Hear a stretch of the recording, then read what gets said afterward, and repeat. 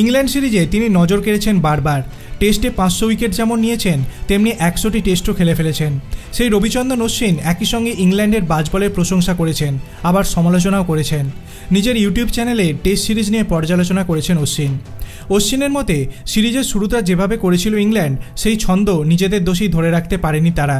বলেছেন, ইংল্যান্ড 1-4 হারার পর অনেকেই অনেক কথা বলছেন, তবে আমার মতে সিরিজে অনেকবার আমরা চাপে পড়েছি।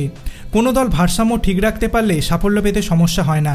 এরপরই ইংল্যান্ডকে কটাক্ষ করে বলেছেন, রানওয়েতে যেভাবে বিমান দৌড়ায় ততটা মসৃণভাবে টেস্ট ক্রিকেট বা ক্রিকেটারদের কোনো ফরম্যাটেই খেলা যায় না। শুরু থেকে প্যাডেলে চাপ দিয়ে গাড়ি চতুর্থ গিয়ারে নিয়ে গেলে মুশকিল। ইংল্যান্ডের লোকেরা মসৃণ রাস্তায় গাড়ি চালিয়ে অভ্যস্ত, কেউ দুমদাম সামনে চলে আসে না, কাউকে ওভারটেক করতে হয়। তাই অপ্রত্যাশিত কোনো কিছুর মুখোমুখি না হওয়া ওদের অভ্যেস হয়ে গিয়েছে। তখনই অপ্রত্যাশিত কিছু ঘটে, ওরা সামলাতে পারে না।